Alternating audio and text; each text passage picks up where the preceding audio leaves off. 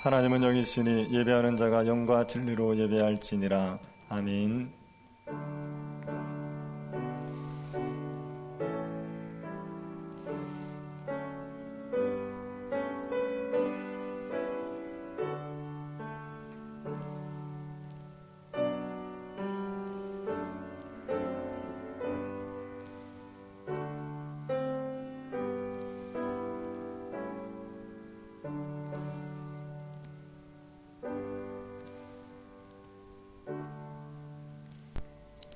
자비하신 하나님 아버지께 감사를 드립니다.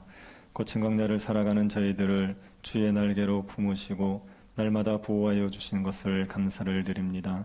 이 시간도 저희들이 주의 보좌 앞에 모였습니다. 저희들을 주님께서 새롭게 하여 주옵소서.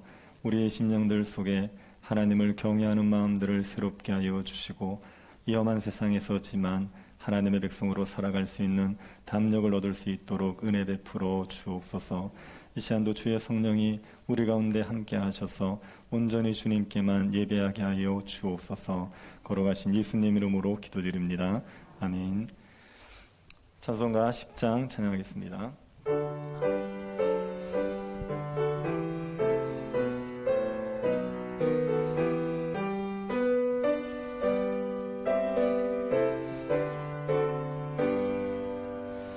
전능왕 오셔서 주 이름 찬송케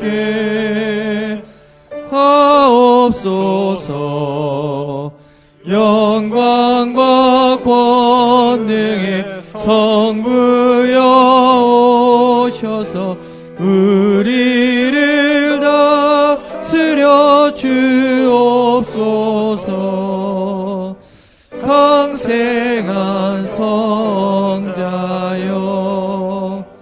오셔서 기도를 들으소서. 택하신 백성들 복 내려 주시고 거룩한 마음을 주옵소서. 위로의 주 성령 오셔서 큰 증거 주옵소서. 전능한 주시여 각 사람 마음에서 떠나지 마시고 계십소서.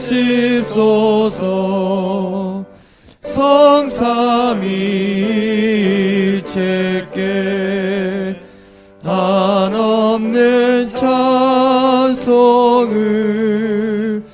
드립니다. 존귀한 주님을 영광 중 배옵고 영원히 모시게 하옵소서.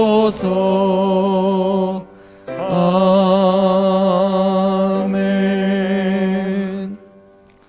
사도신경으로 신앙 고백하겠습니다. 전능하사 천지를 만드신 하나님 아버지를 내가 믿사오며 그 외아들 우리 주 예수 그리스도를 믿사오니 이는 성령으로 잉태하사 동정녀 마리아에게 나시고 본디오 빌라도에게 고난을 받으사 십자가에 못 박혀 죽으시고 장사한 지 사흘 만에 죽은 자 가운데서 다시 살아나시며 하늘에 오르사 전능하신 하나님 우편에 앉아 계시다가 저리로서 산 자와 죽은 자를 심판하러 오시리라. 성령을 믿사오며 거룩한 공예와 성도가 서로 교통하는 것과 죄를 사하여 주시는 것과 몸이 다시 사는 것과 영원히 사는 것을 믿사옵나이다. 아멘. 최태원 장로님 기도하시겠습니다.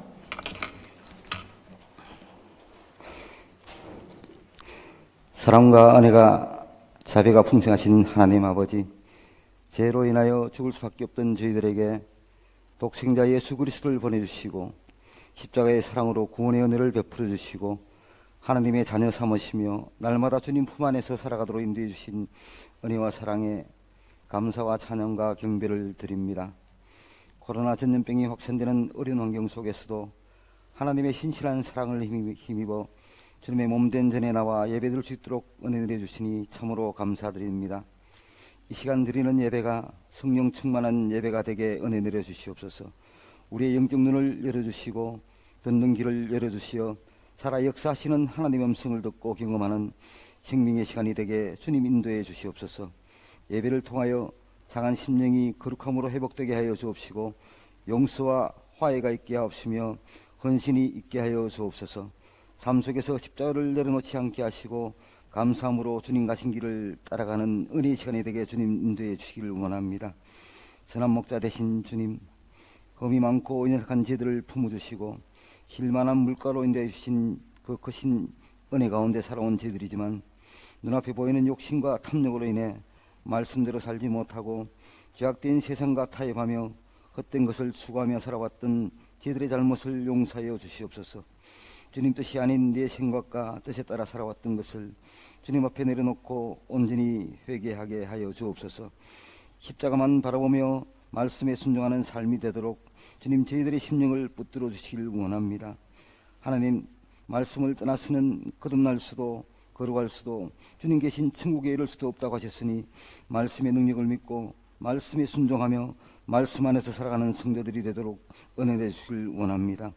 성도의 존재 자체가 복음의 증거가 되고 성교가 될 수 있도록 말씀에 불순종할 것들을 다 버리게 하시고 말씀의 능력으로 거듭나게 하여 주시옵소서. 저희들의 삶이 하나님이 기뻐 받으시는 예배가 되도록 말씀과 동행하는 예배자의 삶을 살아가도록 주님 인도하여 주시기를 간절히 소망합니다. 자비로우신 하나님 아버지, 온 세계가 코로나 전염병으로 고통 중에 있습니다. 코로나 전염병이 이 땅에서 속히 사라지게 은혜를 주시길 원합니다. 정치적으로 나라가 혼란스럽고 많은 국민들은 불안해하고 있습니다. 공의로 나라를 이끌어갈 수 있도록 지도자를 붙들어 주시사 어려운 상황을 잘 극복할 수 있도록 인도하여 주시옵소서. 어려운 시기에 교회와 그리스도인들이 빛과 소금의 역할을 담당할 수 있는 믿음과 사랑을 다하여 주셔서 갈 길을 잃어 방황하는 많은 사람들이 회개하여 주님께 돌아올 수 있는 은혜를 내려 주시옵소서. 교회의 머리가 되시는 주님, 주님의 피로 사신 저희 교회가 하나님이 그 하실 거룩한 성수로 지어져 갈 수 있도록 축복하여 주시옵소서. 진리 안에 바로 서서 복음 전도 사역을 넉넉히 감당하는 교회가 되도록 축복하여 주시옵소서. 예수님만 사랑하는 물된 동생 같은 교회가 되게 하여 주시길 원합니다. 하늘나라의 기쁨을 이 땅에서도 누리며 살아가는 교회가 되게 주님 축복하여 주시옵소서. 기도와 찬양이 멈추지 않는 교회가 되게 하여 주옵시사 거룩함을 지켜 하나님의 영광을 드높이는 교회가 되게 하여 주시옵소서. 어두운 시대에 환한 등불을 밝히는 교회가 되게 하여 주길 원합니다. 혼탁한 시대의 소금과 같이 이 사회를 변화시키는 데 쓰임받는 교회가 되기를 소망합니다. 온 성도들에게 말씀의 능력을 더듬혀 주시사 믿음의 터 위에 바로 서게 하옵시고 주 안에서 하나 되며 예수님의 생김을 본받아 사랑으로 이웃을 섬기는 성도들이 되기를 간절히 소망합니다. 예배당 이전을 허락하여 주신 은혜에 감사드립니다. 사람의 마음에는 많은 계획이 있어도 오직 여호와의 뜻만이 완전히 서리를 하신 말씀같이 앞으로의 모든 절차가 하나님의 뜻에 따라 이루어지도록 은혜 내주시기를 간절히 원합니다. 예배당 이전을 위해 온 성도가 서로의 신실한 동력자가 되게 하시며 하나된 공동체를 세워나가는데 열심을 다하는 성도들이 되도록 주님 은혜 내주시기를 간절히 소망합니다.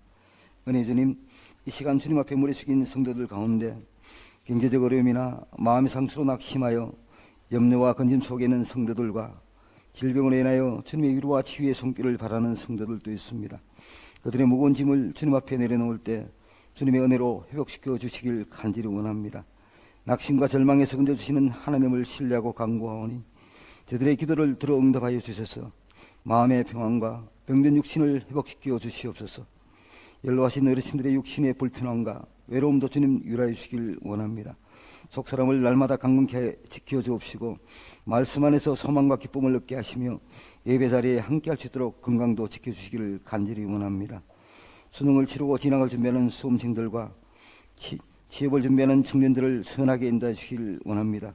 젊은 세대가 바른 믿음의 터 위에 굳게 서서 하나님 나라의 확장을 위해 쓰임받게 하시고 이 시대가 필요로 하는 일꾼들로 제 역할을 감당할 수 있게 이들의 앞길을 열어 주시옵소서. 열방 가운데 터서 사역하는 선교사들에게 복음의 능력을 허락해 주셔서 영혼을 주님께 인도하는 아름다운 통로로 쓰임받게 하여 주시옵소서. 전염병이나 질병에서도 건강을 지켜 주옵시고 물질적 부족하지 않게 채워주시길 간절히 원합니다. 이 시간 말씀을 전하시는 목사님께 영육간의 신령함과 강건함을 주시고 성령의 두루마기로 들이펴 주시사 오늘 증가하시는 복음의 말씀에 주님의 놀라운 능력으로 함께 하셔서 하나님의 신령한 은혜가 넘치게 하여 주시옵소서. 성령으로 충만케 하셔서 듣는 모든 성도의 삶이 하나님이 요구하시는 믿음의 열매들로 날마다 맺히는 은혜를 내주기를 원합니다.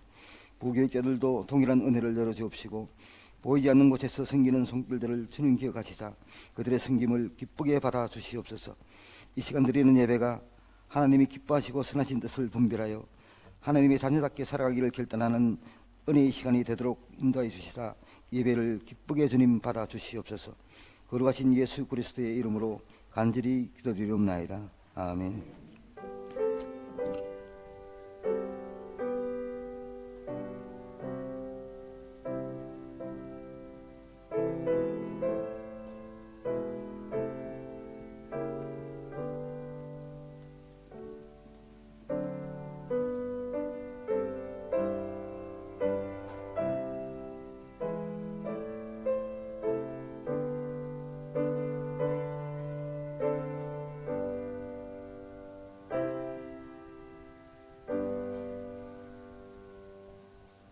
말씀을 보겠습니다. 마가복음 10장 13절부터 27절 말씀입니다.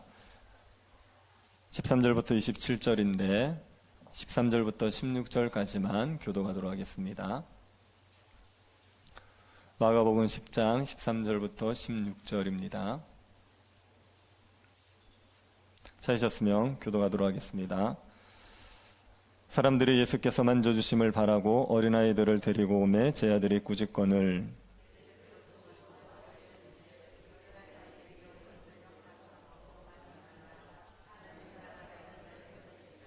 내가 진실로 너에게 이르노니 누구든지 하나님의 나라를 어린아이와 같이 받들지 않는 자는 결단코 그곳에 들어가지 못하리라 하시고 그 어린아이들을 안고 그들 위에 안수하시고 축복하시니라. 아멘. 돌스토이가 쓴 바보 이반이라는 작품이 있습니다. 이반은 보통 사람들과 삶의 방식이 달랐습니다. 사람들이 보면 어리석다고 말할 정도로 욕심이 없었던 사람이 이반입니다. 이반에게 두 형이 있습니다. 한 명은 군인이고 한 명은 상인입니다. 이반의 아버지는 세 아들에게 재산을 똑같이 나눠주고 결혼을 해서 살림을 차리라고 했습니다. 이반의 큰형과 둘째 형은 귀족의 딸과 상인의 딸을 각각 아내로 취해서 결혼을 했습니다. 하지만 이반은 결혼을 하지 않고 장애가 있는 여동생을 데리고 살았습니다. 군인이었던 첫째 형은 귀족의 딸과 결혼을 하고 나서 항상 돈에 쪼달렸습니다. 이 귀족의 딸이 너무 돈을 펑펑 쓰니까 항상 돈이 부족했죠. 상인이었던 형도 장사를 해서 더 큰 돈을 벌고 싶은 욕심에 돈에 대한 욕심을 많이 가지고 있었습니다. 그래서 이 두 형이 아버지에게 와서 아버지의 남은 재산을 달라고 말합니다. 아버지는 남은 재산이 이반의 몫이기 때문에 너희에게 줄 수 없다고 했었습니다. 그런데 이반이 자기는 농사지을 땅만 있으면 된다고 말하고 두 형에게 재산을 줘버립니다. 두 형은 재산을 많이 가지고 갔지만 욕심을 부리다가 두 형 다 망하고 맙니다. 그리고 이반의 집에 들어와서 두 형이 그 형수들과 같이 살게 되었죠. 이 형수들이 이반이 일을 하고 오면은 이반에게서 냄새가 난다고 코를 틀어 막습니다. 그러면 형들은 이반에게 밖에서 밥을 먹으라고 이반을 쫓아내죠. 그러면 이반은 그냥 군말 없이 밖에 일이 있다 그러면서 밖에 나가서 밥을 먹습니다.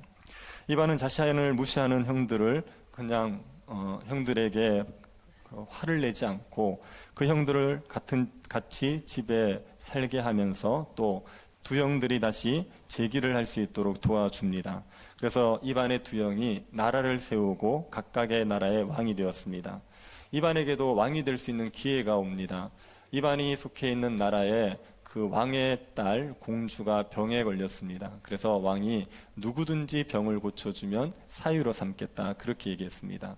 근데 이반에게 어떤 병이든지 낫게 할 수 있는 풀뿌리가 있었습니다. 그래서 그것을 들고 공주의 병을 고쳐주러 가던 중에 이반이 어떤 아픈 여인을 만납니다. 그 여인이 불쌍해서 그 여인에게 풀뿌리를 줘버립니다. 왕의 사이가 될 수 있는 기회를 날렸죠.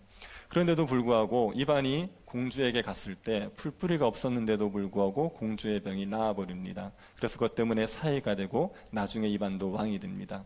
이반의 나라의 백성들은 이반하고 똑같이 삽니다. 이반은 왕이 되고 나서도 그냥 농사만 짓는 겁니다. 나라의 군대를 키우고 경제를 어떻게 하고 이렇게 신경 쓰지 않고 맨날 농사만 짓는 겁니다. 그러니까 똑똑하다고 하는 사람들은 다 떠나버리고 이반처럼 그냥 묵묵히 농사만 짓는 사람들만 남았죠. 그래서 이반의 나라는 외국에서 다른 나라에서 쳐들어와도 싸움을 안 합니다. 쳐들어와서 달라는 게 있으면 다 족버립니다. 그러니까 다른 나라가 싸움을 할 수가 없습니다. 돈으로 유혹해도 백성들이 꼼짝을 안 합니다. 그냥 묵묵히 농사만 짓습니다. 그러다 보니까 이반의 나라에서는 배굽는 사람들 없이 서로 다투는 사람들 없이 모두가 다 행복하게 사는 그런 나라가 되었습니다. 톨스토이는 이 작품에서 이반이 어리석다, 바보 이반이다 이렇게 얘기했죠. 그런데 이반이 바보라고 얘기를 했지만 소설의 끝에 가면 이반이 바보가 아니라 그 형들이 바보다. 이반이 어리석었던 게 아니라 욕심을 부리고 살아가는 사람들이 어리석은 거다. 그렇게 비판을 하고 이 이반의 삶이 옳다는 이야기를 하고 있습니다. 이반의 삶을 보면 신자의 삶이 이래야 된다는 생각이 들지요. 신자는 세상과 삶의 방식이 다릅니다. 왜냐하면 하나님 나라의 방식을 따라 살기 때문에 세상과 다른 삶의 방식으로 살아갑니다. 하나님 나라의 방식과 세상의 방식은 완전히 다르지요. 세상의 방식은 가지라는 겁니다. 이기라는 겁니다. 자기가 높아지라는 게 세상의 방식입니다. 하나님 나라의 방식은 베풀라는 거죠. 지라는 겁니다. 낮아지라는 겁니다. 그러니 완전히 다른 방식입니다. 하나님 나라와 세상의 방식이 완전히 다르고 하나님의 백성들은 이 하나님 나라 방식을 따라 살아가는 거지요. 예수님은 제자들에게 예루살렘에 올라가는 길에 하나님 나라의 방식에 대해서 꾸준히 가르치고 계십니다. 첫째가 되고자 하면 섬기는 자가 되어야 된다. 다른 사람들 위해 높아지려고 군림하려고 하지 말고 낮아져라, 섬기는 자가 되어라. 그걸 가르치셨죠. 가정에서부터 그 섬김을 감당하라고 하셨습니다. 아내가 연약하다고 버릴 생각하지 마라. 연약하면 더 잘 섬겨줘라. 남편이 연약하다고 버릴 생각하지 마라. 연약한 남편일수록 더 순종하고 잘 섬겨줘라. 그렇게 하나님 나라 원리를 가르쳤습니다. 오늘 본문도 하나님의 나라가 어떤 원리로 이루어지는지를 가르쳐 주는 겁니다. 오늘 본문에서는 누가 하나님 나라에 들어가는지를 설명합니다. 하나님 나라에 들어갈 수 있는 사람들은 어떤 사람인지, 어떻게 해야 하나님 나라에 들어갈 수 있는지를 설명하는 겁니다. 하나님 나라에 들어가는 방식도 세상 사람들이 알고 있는 방식과 전혀 다릅니다. 세상 사람들이 이렇게 하면 하나님 나라에 들어갈 거라 생각하는 방식과 예수님이 말씀하시는 방식은 완전히 다릅니다. 예수님께서 오늘 본문에 보면 어린아이와 부자 두 사람에 대한 이야기를 하죠. 어린아이와 부자 두 사람을 두고 보면 세상 사람들의 방식대로 볼 때 부자가 하나님 나라에 합당한 사람입니다. 그 당시 유대인의 사고에서 보면 부자는 하나님 나라에 들어가기에 합당한 사람입니다. 그런데 예수님께서 부자는 하나님 나라에 들어갈 수 없다고 얘기하죠. 그리고 어린아이가 하나님 나라에 들어갈 수 있다고 말하고 있습니다. 예수님의 얘기하시는 방식은 그 당시에 사람들이 이해하는 것과 완전히 다른 방식으로 말씀하셨습니다. 왜 이 부자는 하나님 나라에 들어가지 못하고 어린아이가 하나님 나라에 들어갈 수 있습니까? 본문을 보면서 한번 답을 찾아보겠습니다. 예수님이 집에 계실 때 사람들이 어린아이를 데리고 왔습니다. 예수님의 만져주심을 바라고 어린아이를 데리고 왔지요. 그 당시 유대인 어머니들은 유명한 랍비가 있으면 자기 아들을 그 랍비에게 가서 기도를 받고 싶은, 이렇게 한번 축복 기도를 받고 싶은 그런 마음이 있었다고 말합니다. 요즘도 그런 마음이 있지 않습니까? 훌륭한 목사님, 유명한 목사님이 있으면 그 목사님에게 우리 아이가 축복 기도 한번 받았으면 좋겠다. 그런 마음이 있는 부모들이 있지요. 그런 마음으로 사람들이 예수님에게 이제 아이를 데리고 온 거지요. 예수님이 한번 만져주시면 좋겠다. 그러고 아이를 데리고 온 겁니다. 그런데 제자들이 그 사람들을 꾸짖지요. 제자들이 어린아이들이 예수님에게 접근하는 것을 막아버렸습니다. 제자들이 어린아이들을 막은 이유는요, 예수님의 사역에 어린아이들이 도움이 안 되기 때문에 그렇습니다. 어린아이들은 힘이 없습니다. 어린아이들은 그래서 별 가치가 없었습니다. 다른 사람들에게 도움이 되지 않죠. 다른 사람의 재산이나 명예나 지위를 높여주는데 어린아이들은 도움이 되지가 않습니다. 그래서 사람들이 어린아이를 무시했는데 제자들이 이 가치관을 그대로 가지고 어린아이들을 무시한 겁니다. 예수님에게 오지 못하도록 막은 겁니다. 예수님께서 이 제자들에게 어떻게 하시죠? 화를 내십니다. 노를 하십니다. 예수님이 화를 내시는 이유는 제자들이 하나님 나라의 원리를 아직도 깨닫지 못하고 있기 때문입니다. 예수님이 분명히 말씀하셨거든요. 크고 작은 자는 섬기는 자가 되어야 된다. 그러면서 어린아이 같은 자들을 영접해야 된다. 어린아이들을 박대하지 말고 어린아이를 영접해야 된다고 분명히 얘기하셨습니다. 하나님 나라에서 정말 하나님 나라의 원리는 쓸데없다, 쓸모없다고 하는 사람들을 무시하는 게 아니라 그들을 더 귀하게 여겨주는 거라는 걸 명확하게 얘기해 주셨는데도 불구하고 제자들은 이 하나님 나라 원리를 깨닫지 못하는 거죠. 여전히 세상의 원리에 사로잡혀서 어린아이들을 박대하고 무시하고 있는 겁니다. 그래서 예수님께서 제자들을 향하여서 노하셨습니다. 그리고 어린아이들이 내게 오는 것을 용납하고 금하지 말라 이렇게 이야기하셨습니다. 여러분, 예수님께서 어린아이를 막은 제자들을 향하여서 분노하셨다는 것을 기억하시고 또 어린아이들을 받아들이셨다는 것을 기억하시면 교회가 중요한 교훈을 하나 얻을 수 있습니다. 교회는 어린아이 같은 자들을 박대하면 안 됩니다. 교회가 어린아이 같은 자를 박대하면 예수님을 분노케 하는 일이 됩니다. 어린아이 같은 사람들이라는 것은 사회적인 약자를 말해요. 가난한 사람들, 힘없는 사람들, 사회적인 지위가 낮은 사람들, 이런 사람들을 어린아이 같은 사람이라고 말하는 겁니다. 이런 사람들이 교회에 오는 것을 성도들이 싫어하거나 그들을 교회에서 박대하면요, 그거는 예수님을 분노하게 만드는 일입니다. 교회에 노숙자가 오는 경우가 있죠. 노숙자가 예배실에 딱 들어오면 앉았을 때 옆에 있던 성도가 자리를 옮기는 경우가 있습니다. 아니면은 장애인들, 이렇게 힘없는 사람들이 교회에 오면 별로 환대를 해주지 않고 사회적인 지위가 있거나 부자들이 교회에 오면 환대를 해주는 경우가 있지요. 그건 예수님을 크게 분노하게 하는 일입니다. 노숙자가 술을 먹고 와서 예배를 방해하는 경우에는 제지를 해줘야 돼요. 예배를 회방하기 때문에. 그렇지 않은 경우면요, 누가 오든지 간에 교회에서 예배 드릴 수 있게 해주고 환대를 해주는 게 그게 하나님 나라의 원리에 따라 살아가는 겁니다. 교회는요, 어린아이 같은 자들을 용납해야 됩니다. 교회에 어린아이 같은 자들이 쉽게 올 수가 있어야 됩니다. 사회적 약자라고 할 수 있는 사람들이 마음 편하게 올 수 있는 곳이 교회여야지 그 교회가 예수 그리스도를 바르게 따르고 있는 교회입니다. 교회가 예수 그리스도를 따르면 어린아이 같은 자들을 좋아하게 되어 있어요. 어린아이 같은 자들을 좋아하면 그런 사람들이 교회에 많이 모이게 되어 있습니다. 교회가 힘 있는 사람들, 교회가 능력 있는 사람들을 좋아하면 그러면 힘 있는 사람들이 교회에 모입니다. 그거는 예수님의 가르침을 따라 살아가는 게 아니죠. 여러분이 예수님을 따라 신실하게 살아가는지를 보고 싶으면 여러분 주위에 어떤 사람이 있는지를 보시면 알 수 있습니다. 여러분 주위에 사회적인 약자라고 말할 수 있는 사람들이 있습니까? 그런 사람들이 여러분에게 친구로 많이 있으면요, 여러분이 예수님을 잘 따르고 계시는 거예요. 근데 여러분 주위에 힘 있는 사람들이 많습니까? 그러면요, 여러분이 힘 있는 사람을 좋아하기 때문에 그렇습니다. 부를 가진 사람들이 여러분 주위에 많으면 여러분이 부를 좋아하기 때문에 그런 사람들이 많은 겁니다. 그러면 예수님을 따라 살아가는 게 아니라 부와 힘을 따르는 세상 방식을 따라 살아가는 겁니다. 조지 맥도날드라는 분이 있습니다. 맥도날드 햄버거를 만든 분은 아닙니다. 이 맥도날드라는 분이 소설가이자 목사예요.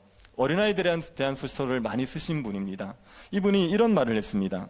어떤 사람의 집 주위에 어린아이들이 놀고 있는 것을 결코 볼 수 없다면 그 사람의 기독교 신앙은 믿을 수 없다. 주위에 어린아이가 있는 것을 볼 수 없다면 그 사람은 예수를 따르는 사람이 아니다. 이렇게 얘기합니다. 예수 그리스도를 따르면 연약한 자들, 사회적 약자들을 좋아하게 되어 있어요. 그게 정말 그 사람이 예수를 따르고 있다는 표가 되는 겁니다.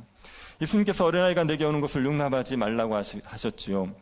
그러고 나서 그 당시 사람들이 이해하기 어려운 말씀을 하십니다. 하나님 나라가 이런 자의 것이니라. 하나님 나라가 어린아이 같은 자들의 것이래요. 그 당시 사람들은, 어린아이들은 하나님 나라에 들어갈 자격이 없다 이렇게 생각했습니다. 유대교에서는 13살이 되면 그때 성인식을 합니다. 성인식을 하면 율법을 지키고 그러면 좀 거룩하다 인정을 해줘요.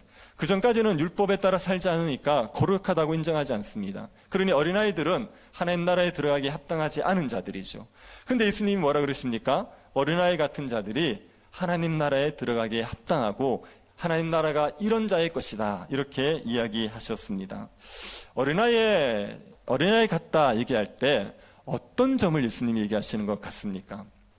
어린아이 가지고 있는 어떤 특성을 예수님이 높이 평가하셔서 어린아이 같은 자가 하나님 나라에 들어간다고 이야기하셨겠습니까? 이거는 어린아이가 가지고 있는 수용성과 의존성을 이야기하는 겁니다. 어린아이들이 천진무구하고 깨끗하기 때문에 하나님 나라에 들어간다고 말하는 거 아닙니다. 어린아이들은 천사가 아니지요. 어린아이들도 죄인입니다. 어린아이들이 얼마나 이기적입니까? 어린아이들이 얼마나 무례합니까? 어린아이들이 얼마나 율법을 지키지 않고 마음대로 삽니까? 그래서 어린아이들이 순진무구하고 깨끗해서 그래서 하나님 나라에 들어간다고 얘기하는 게 아닙니다. 어린아이들이 가지고 있는 수용성, 어린아이들이 가지고 있는 의존성 때문에 그렇습니다. 어린아이들은 부모가 얘기하면 그대로 받아들인다고요. 이게 좀 이제 머리 굵은 애들 말고요. 아주 어릴 때 생각해 보십시오.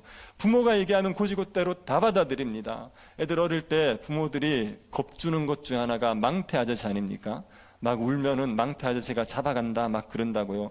애들은 망태 아저씨가 진짜 있는 줄 압니다. 부모의 얘기를 그대로 받아들이죠. 그리고 부모를 전적으로 의지해요. 어린아이들은 부모가 없으면 안 됩니다. 모든 것들을 다 부모에게 의존합니다. 그 수용성, 의존성 이것 때문에 어린아이들이 하나님 나라에 들어간다고 얘기하는 거예요. 하나님 나라를 예수님께서 이렇게 얘기하시죠. 내가 진실로 너에게 이르노니 누구든지 하나님의 나라를 어린아이와 같이 받들지 않는 자는 결단코 그것에 들어가지 못하리라 하시고, 하나님 나라를 어린아이처럼 받든다 이렇게 얘기합니다. 하나님 나라를 어린아이처럼 받든다는 얘기는 무슨 말이냐면 예수님을 받아들인다는 얘기예요. 예수님께서 하나님 나라 그 자체거든요. 그래서 예수님을 받아들이고 예수님을 믿으면 그게 하나님 나라를 받드는 거예요. 예수님에 대한 이야기를 여과 없이 그것들을 계산하지 않고 그대로 다 받아들이고 예수님을 믿어버리면, 예수님을 따르면, 그러면 그 사람은 하나님 나라 백성이 되는 거죠. 그게 어린아이 같은 사람들의 특징이고 그런 사람들이 하나님 나라에 들어가게 되는 겁니다. 사람들이 그 당시에 하나님 나라에 들어가려면 율법을 지켜야 된다고 생각했어요.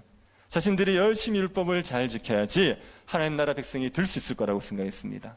그런데 예수님께서 그렇지 않다는 거예요. 율법을 잘 지키는 그 자신의 선행, 자신의 의로 하나님 나라에 들어가는 것 아니라 예수 그리스도를 수용하면, 예수를 받아들이고 예수를 믿으면, 예수를 따르면, 그러면 그것으로 하나님 나라에 들어간다 이렇게 이야기하시는 겁니다. 그게 어린아이 같은 자들에게 하나님 나라가 주어진다는 말씀입니다. 그리고 예수님께서 자신의 율법을 지키는 선행으로 아무리 잘 살려고 하는 사람일지라도 하나님 나라에 들어갈 수 없다는 이야기를 부자 청년의 이야기를 통해서 들려주시는 겁니다. 예수님에게 한 부자 청년이 찾아왔습니다. 이 청년이 예수님에게 와서 달려와서 꿇어 앉았지요. 그리고 뭐라 그럽니까? 선한 선생님이여 내가 무엇을 하여야 영생을 얻으리이까? 이렇게 얘기했습니다. 이 부자 청년은 영생에 대해서 관심이 있었어요. 영생을 얻고 싶은 마음, 영원한 생명을 누리고 싶은 마음이 굉장히 컸습니다. 그래서 예수님을 찾아온 겁니다. 부자 청년이 보기에는 예수님은 영생을 얻는 방법을 가르쳐 줄 수 있는 선생입니다. 그 당시에 바리새인들, 서기관들이 예수님을 배척했지요. 그 바리새인들과 서기관들과 달리 이 부자 청년은 예수님에게서 영생을 얻는 방법을 알고 싶어서 예수님에게 꿇어 엎드렸습니다. 예수님께서 이 청년에게 뭐라고 얘기하십니까? 18절 한번 보십시오. 예수께서 이르시되 네가 어찌하여 나를 선하다 일컫느냐? 하나님 한 분 외에는 선한 이가 없느니라. 청년이 예수님에게 선한 선생님 이렇게 얘기했습니다. 예수님이 거기에 시비를 걸고 계시는 거예요. 네가 어찌하여 나를 선하다 일컫느냐, 이렇게 얘기하는 겁니다. 여러분, 예수님은 선하신 분입니까? 죄가 있습니까? 선하지요. 예수님은 죄가 하나도 없어요. 예수님이 만약에 죄가 있으면 예수님은 우리를 위해서 십자가에 죽으시는 구속자가 될 수가 없습니다. 본인이 죄가 있는데 누구의 죄를 위해서 대신 죽습니까? 그러니까 예수님은 죄가 없으신 선하신 분이에요. 그런데 예수님께서 그 청년이 선한 선생님이라고 얘기했는데 거기에다 시비를 거시는 거예요. 네가 어찌 나를 선하다고 하느냐? 하나님 한 분밖에는 선한 분이 없다, 이 얘기를 하시는 겁니다. 왜 예수님께서 이렇게 얘기하십니까? 이거는 예수님께서 본인이 선하지 않다고 얘기하신 건 아니에요. 예수님은 이 청년이 가지고 있는 오해, 이 청년이 가지고 있는 잘못된 생각을 바로잡아주기 위해서 이렇게 얘기하신 겁니다. 이 청년이 예수님을 선한 선생님이라고 불렀습니다. 이 청년은 예수님을 하나님으로 믿습니까? 사람으로 믿습니까? 사람으로 믿죠. 그냥 선생일 뿐이에요. 선생이에요. 사람이에요. 그런데 이 청년이 예수님을 선하다고 얘기했습니다. 이 청년의 말에는 어떤 의미가 있냐면 예수님은 사람이신데 선하게 사신 분이에요. 그래서 선하게 살아서 영생을 얻을 만한 자격을 갖춘 분이라는 그 고백을 하고 있는 겁니다. 그래서 이 청년은 사람도 얼마든지 선하게 살아서 영생에 이를 수 있다라는 그 생각을 가지고 있는 거예요. 그래서 예수님에게 와서 예수님, 당신은 선하게 사셔서 영생을 누리실 만한 분입니다. 제가 어떻게 하면 예수님 당신처럼 선하게 살아서 영생을 얻을 수 있겠습니까? 이렇게 예수님에게 물은 겁니다. 예수님께서 그 시각, 그 잘못된 생각을 교정시켜 주려는 겁니다. 어떻게 네가 나를 선하다고 하느냐? 하나님 한 분밖에는 선한 분이 없다. 사람은 아무리 선하게 살려고 노력해도 사람은 영생에 이를 만큼 선하게 살 수가 없다. 하나님만이 아무런 죄가 없이 영생을 얻을 만한 선함을 갖추신 분이지 사람은 그 누구도 영생을 얻을 만큼 선함에 이를 수가 없다. 이걸 알려주기 위해서 네가 어찌 나를 선하다 하느냐? 하나님 한 분 외에는 선한 분이 없다. 이렇게 이야기하신 겁니다. 그러고 나서 예수님께서 이 청년에게 영생을 얻는 방법을 알려줘요. 청년이 예수님에게 영생을 얻고 싶어 왔지 않습니까? 그래서 영생을 얻는 방법이 뭔지를 알려줍니다. 19절 보십시오. 네가 계명을 안 하니 살인하지 말라, 간음하지 말라, 도둑질하지 말라, 거짓 증거하지 말라, 속여 빼앗지 말라, 내 부모를 공경하라 하였느니라. 예수님께서 영생을 얻고 싶어하는 그 청년에게 영생 얻는 방법으로 계명을 지키라, 이렇게 얘기하죠. 예수님이 말씀하신 계명은 10계명 중에 이웃 사람의 계명인 5계명부터 10계명까지입니다. 제일 처음에 언급되는 살인하지 말라는 게 몇 계명입니까? 6계명이죠. 그리고 간음하지 말라 7계명, 도둑질하지 말라 8계명, 거짓 증언하지 말라 9계명, 속여 빼앗지 말라, 이거는요 10계명을 약간 다르게 표현한 겁니다. 다른 사람의 소유를 탐내서 속여 빼앗지 말라. 그래서 이건 10계명, 10번째 계명으로 봅니다.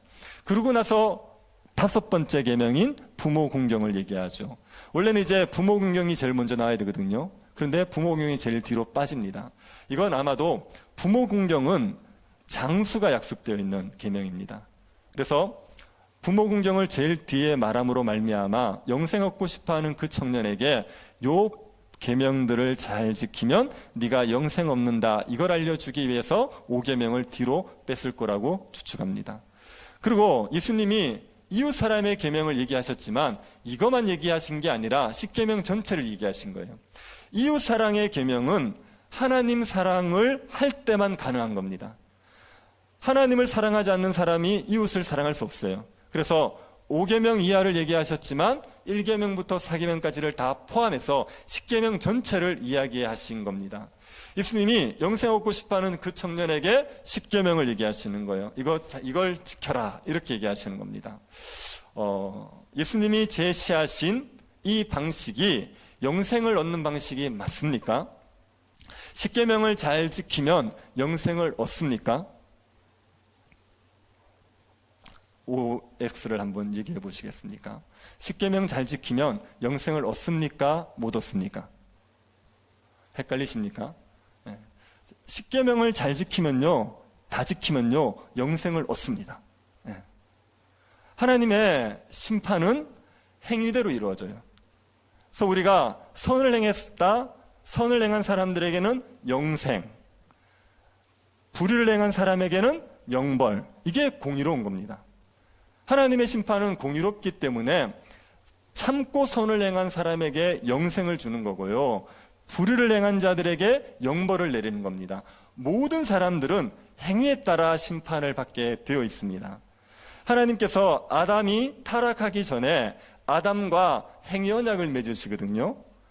선악과를 주시고 선악과를 따먹지 않으면 영생을, 선악과를 따먹으면 영벌을 내릴 거라고 얘기하셨단 말이에요.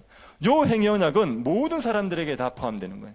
그래서 모든 사람들은 다 선을 행하면, 하나님의 율법을 다 지키면, 그러면 영생을 얻게 되어 있습니다. 그런데 문제가 있죠. 사람들이 율법을 다 지킬 수 있습니까? 이게 안 되는 거예요.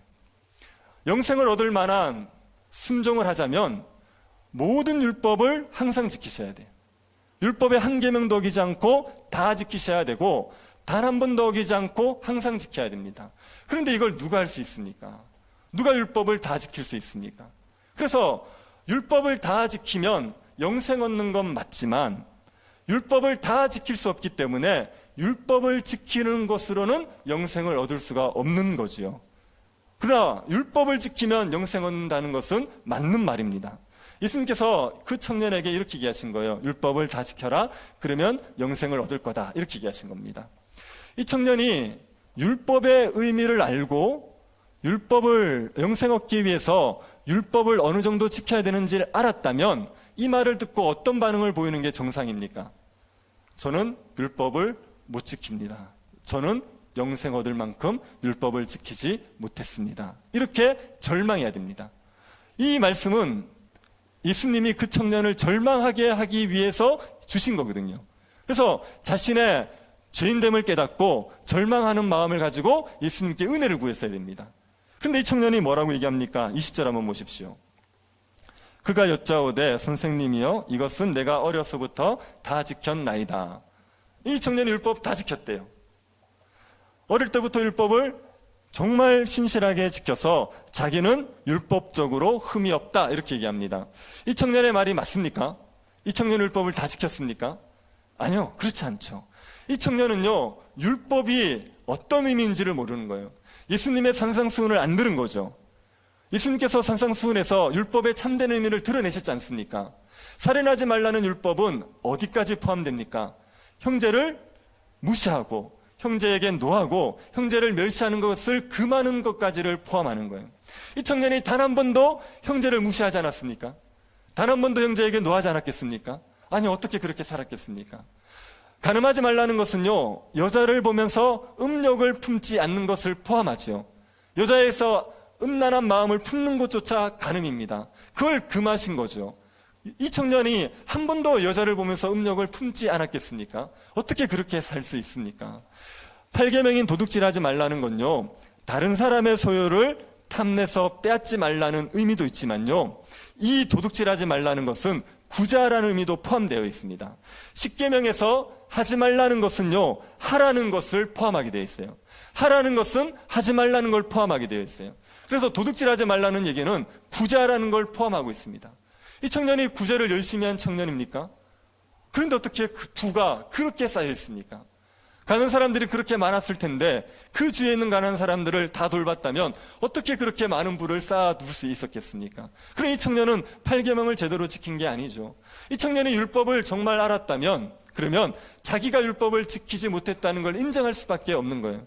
그런데 율법을 잘 모르니까, 율법이 무엇을 요구하는지를 모르니까, 그러니까 자기는 율법으로 흠이 없다, 자기는 의롭다, 이렇게 이야기하고 있는 겁니다.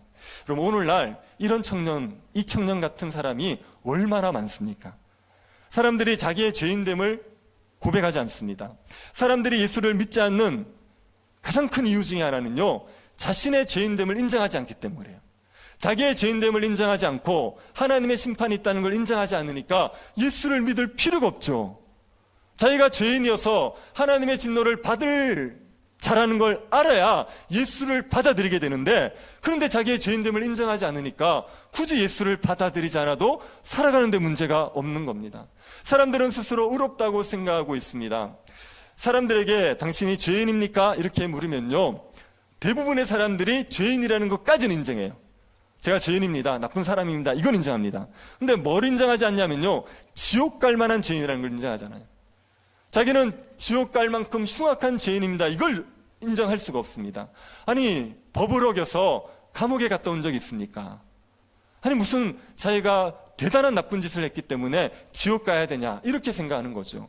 그래서 죄인이라는 건 인정할지 몰라도 지옥 갈 만큼, 진노받을 만큼 흉악한 죄인이라는 걸 인정하지 않습니다. 이거는 율법을 몰라서 그렇습니다. 율법의 기준이 어느 정도인지를 모르니까, 그러니까 자기의 죄인됨을 인정하지를 않지요. 율법이 요구하는 수준은요, 하나님을 사랑하라는 거예요. 어느 정도로요? 마음을 다하고 목숨을 다해서 하나님을 사랑하라는 겁니다. 이웃을 사랑하라는 거예요. 내 몸처럼 이웃을 사랑하라는 거예요. 그것을 하지 않으면 하나님 앞에 진노받을 죄인인 거죠.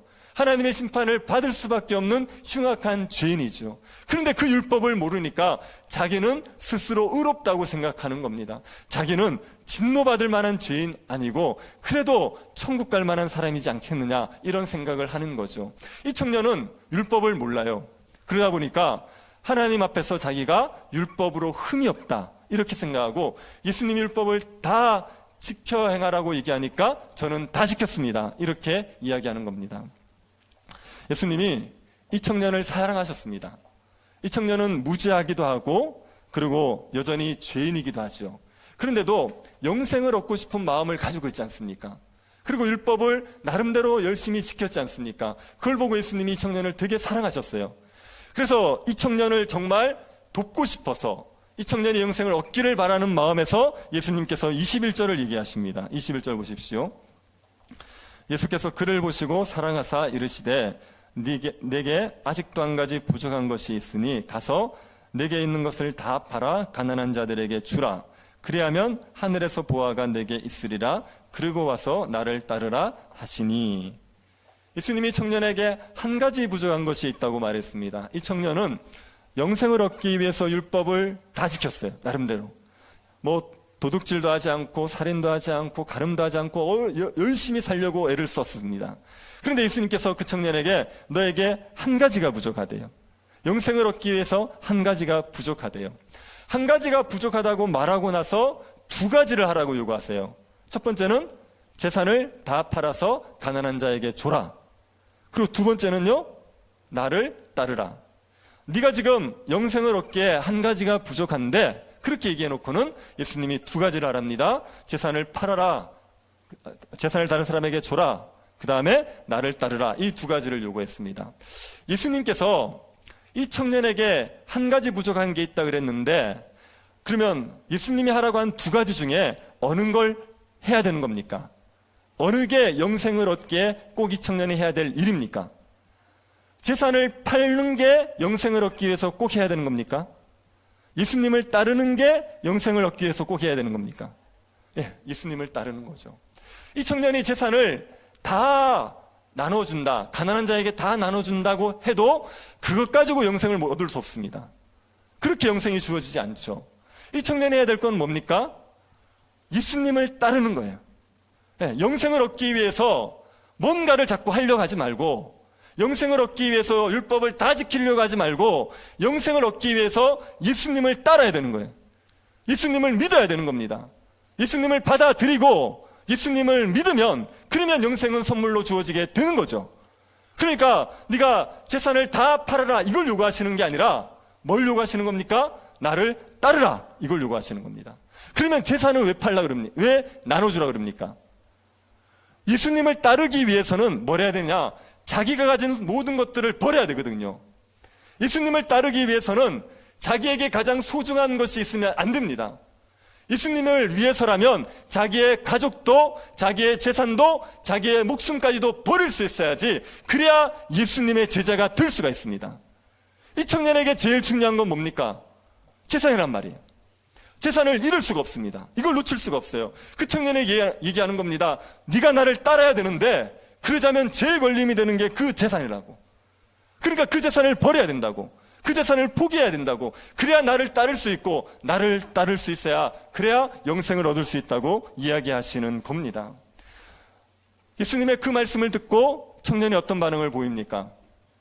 재산을 포기할 수 없었죠. 그래서 예수님을 버려버립니다. 예수님을 떠나가죠. 이 청년에게는 예수님을 따르기 위해서 재산을 포기하는 그 결단을 할 마음이 없었습니다. 여러분, 이 청년이 왜 재산을 포기하지 못했는지 아시겠습니까? 이유가 뭐겠습니까? 재산이 아까웠어요?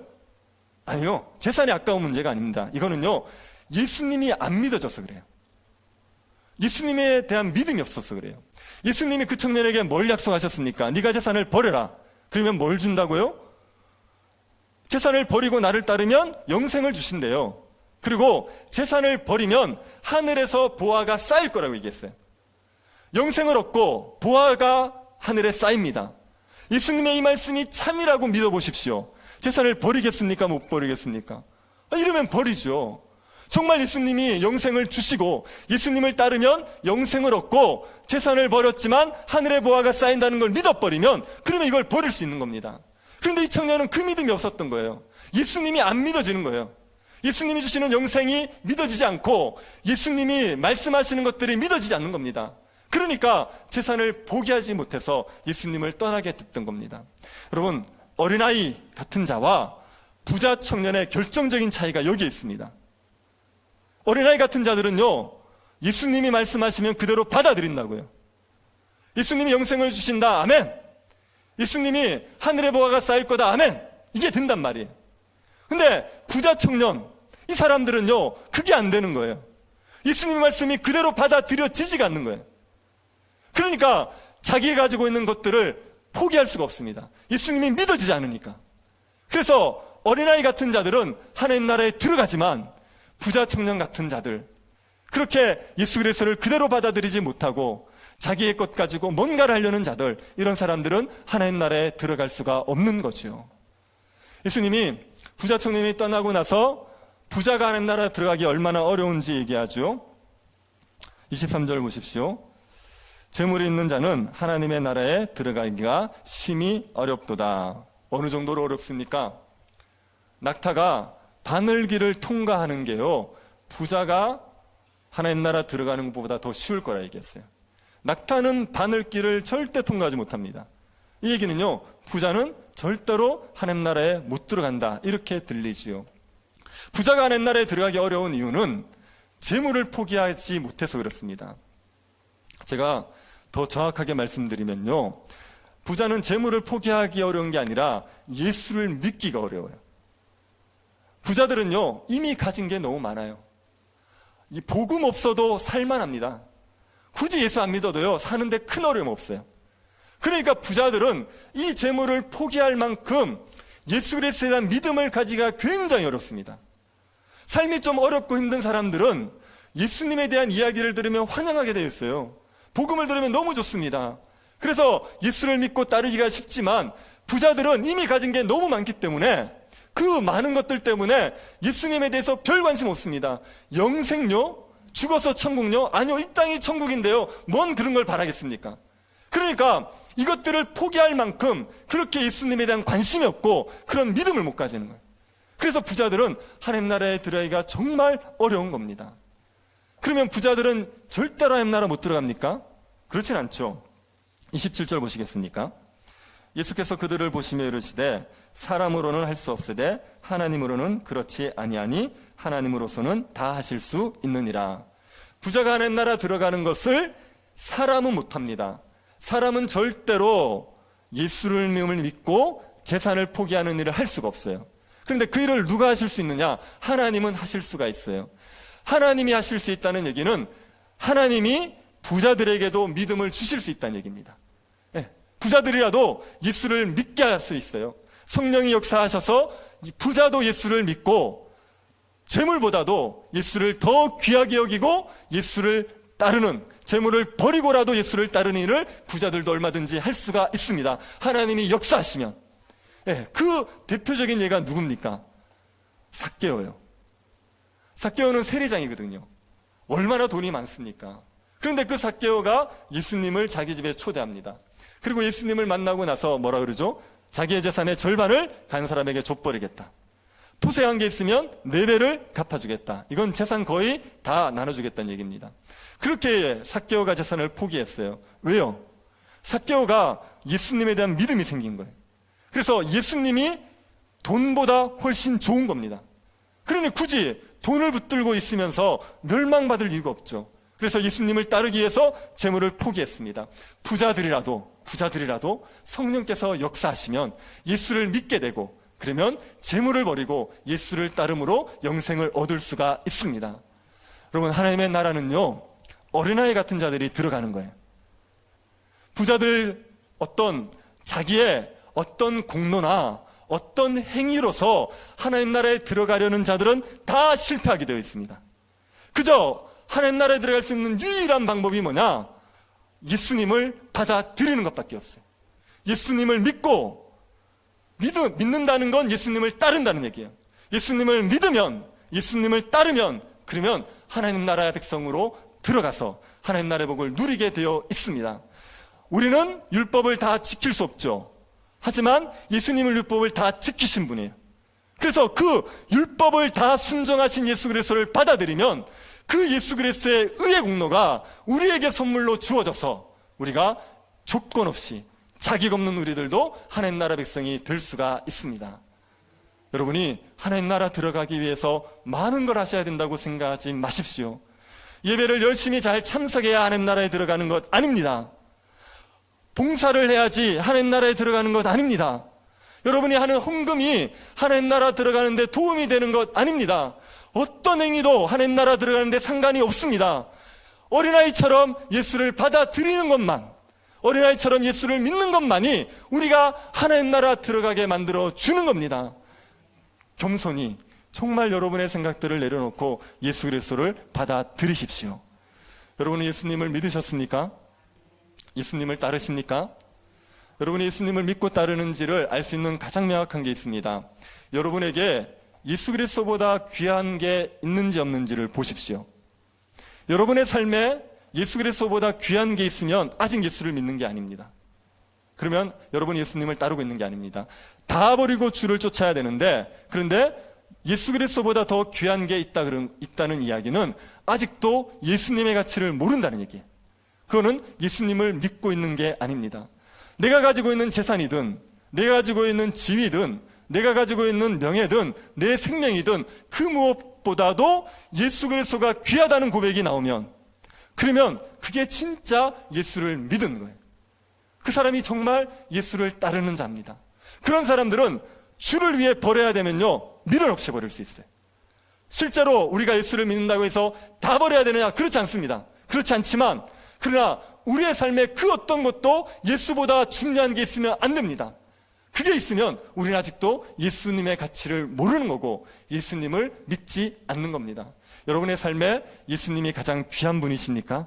네, 그러면 여러분이 예수님을 믿는 분이고 여러분이 하나님 나라의 백성입니다. 하나님 나라의 백성에 들어가셨다면 여러분, 하나님께서 여러분에게 놀라운 은혜를 베풀어 주신 거예요. 부자가 들어갈 수 없는 그 하나님 나라를 여러분에게 열어주신 겁니다. 하나님의 죽은 자를 살리시는 능력이 여러분에게 나타나서 여러분이 하나님 나라 백성이 된 것이요, 그것으로 인해서 감사하고 영생의 복을 누리며 살아가십시오. 하나님 나라 백성으로서 의와 평강과 희락을 마음껏 누리며 살아가는 주의 백성들이 될 수 있기를 간절히 바랍니다. 하나님 아버지, 영생을 얻을 수 있는 방법을 저희에게 알려주시니 감사를 드립니다. 우리가 선을 행함으로 영생을 얻을 수 있을 거라 생각하지 말게 하여 주옵소서. 예수님을 따르는 길이 영생을 얻는 길임을 믿고 다 버리고 주를 따르게 하여 주옵소서. 우리의 삶에 그 어떤 것보다 예수님보다 귀한 것이 없게 하여 주셔서 우리가 참된 믿음에 이르러서 영생을 누릴 수 있는 주의 백성들이 되게 하여 주옵소서. 걸어가신 예수님 이름으로 기도드립니다. 아멘. 찬송가를 좀 바꾸겠습니다. 94장 찬양하면서 봉헌하도록 하겠습니다.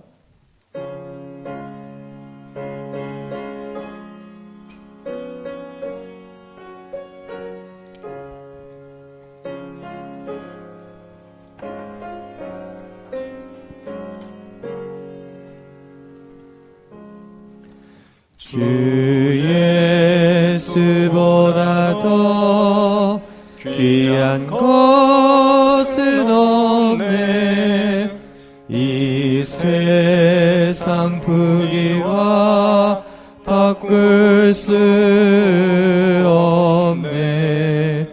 영축을 내 대신 떠나가시 그 놀라운 사랑 잊지 못해. 세상 즐거움 다 버리고 세상 자랑 다 버렸네. 주 예수보다 더 귀한 것은 없네. 예수밖에는 없네. 주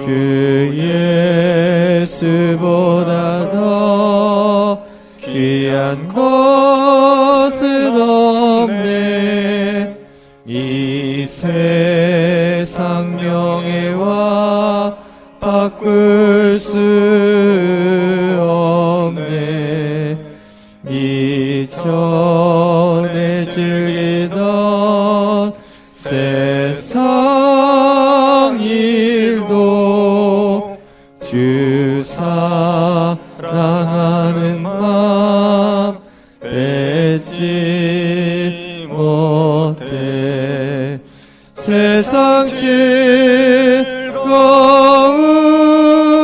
다 버리고 세상 자랑 다 버렸네.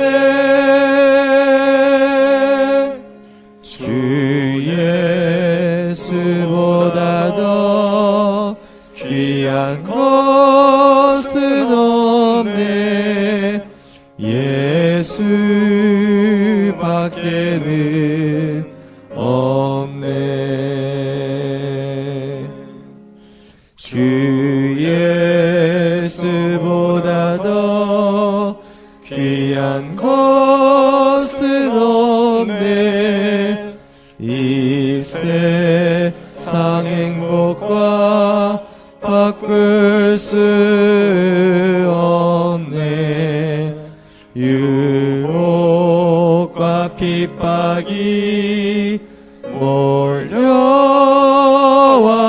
몰려와도 주 섬기는 내 맘 변치 않아. 세상 즐거움 다 버리고 세상 자랑 다 버렸네. 주 예수보다 더 귀한 것은 없네. 예수밖에는 없네. 자비하신 아버지께 감사를 드립니다. 주의 십자가 그늘 아래서 날마다 영생의 복을 누리며 살게 하심을 감사드립니다. 한량없는 주의 은혜에 감사함으로 예물을 드립니다. 주께서 기쁘게 받아주십시오. 드려진 모든 예물이 하나님의 나라를 위해서 합당하게 쓰여지게 하여 주옵소서. 질병으로 고통받고 있는 이 땅을 주께서 긍휼히 여겨주시고 질병의 고통에서 건져 주옵소서. 경제적으로 궁핍한 성도들에게 일용할 양식을 허락하여 주옵소서. 육체의 질병을 치유해 주시기를 간구하는 성도들의 기도를 응답하여 주옵소서. 어려운 상황이지만 주의 나라를 위해서 살아가는 걸음을 멈추지 않게 하시고 십자가의 은혜를 힘입어 복음의 증인으로 살아갈 수 있도록 은혜 베풀어 주옵소서. 걸어가신 예수님 이름으로 기도드립니다. 아멘. 장로님 나오셔서 연구하시겠습니다. 새로 오신 분이나 여행 중에 오신 분들을 환영합니다. 새가족 등록을 하실 분은 교육자에게 말씀해 주시기 바랍니다. 교육 소식 알려드리겠습니다. 2부 예배 후에 당회실에서 예결산 당회로 모이겠습니다. 다음 주 2부 예배 후에 예결산위원회가 모이겠습니다. 예결산위원회는 위원들은 당회원과 각 지역집사, 전성은 집사, 최영학 권사, 이현숙 A 집사, 이강민 집사, 박봉숙 집사님이십니다. 12월 달은 1부에 1사교구, 2부는 2상교구가 참석해 주시기 바랍니다. 전도회 총회에 대해서 말씀드리겠습니다. 이남 전도회 총회는 2부 예배 후에 아실방에서 총회를 가집니다. 회원분들은 참석해 주시기 바랍니다. 일남 전도회 총회는 다음 주 12월 13일 2부 예배 후에 3층 본당에서 총회를 가집니다. 전도회 총회는 각 전도회별로 총회를 실시해 주시고 총회가 끝난 전도회는 임원단 명단을 사무실에 제출해 주시기 바랍니다. 2021년 열람 작업을 위해서 변경된 개인정보를 수합 중입니다. 변경된 내용이 있으신 분들은 2층 열람 정보 게시판에 적어주시거나 안 그러면 사무실로 알려주시기 바랍니다. 날씨가 추워지고 있습니다. 전열기 사용 시 항상 화재에 주의하시기 바랍니다. 그리고 퇴실 시에는 반드시 전원을 확인해 주시기 바랍니다. 이상입니다. 다 일어나셔서 주기도 문성 찬송하고 축도로 예배를 마치겠습니다.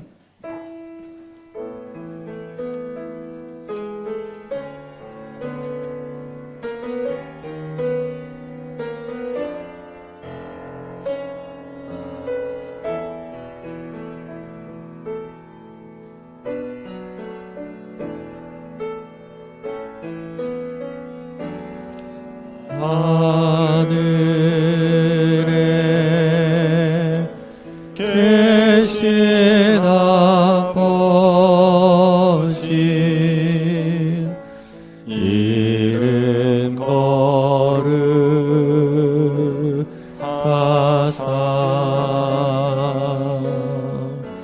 주님 나라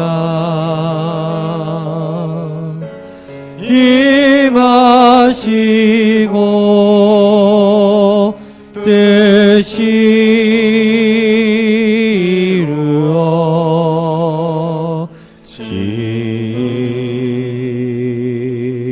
이루어지이다.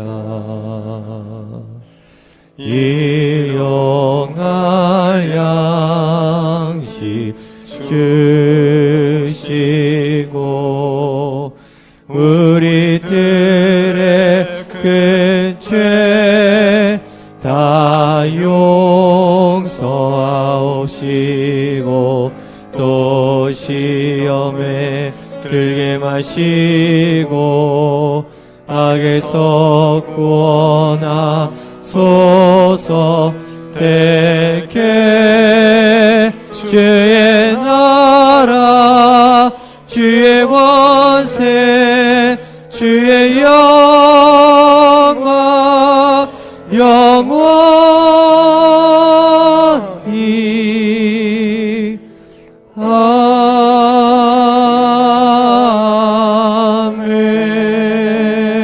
아멘. 지금은 우리 주 예수 그리스도의 은혜와 하나님의 사랑과 성령의 교통 위로하심이 사랑하는 주의 백성들의 머리 위에 지금으로부터 영원토록 함께 있을지어다. 아멘.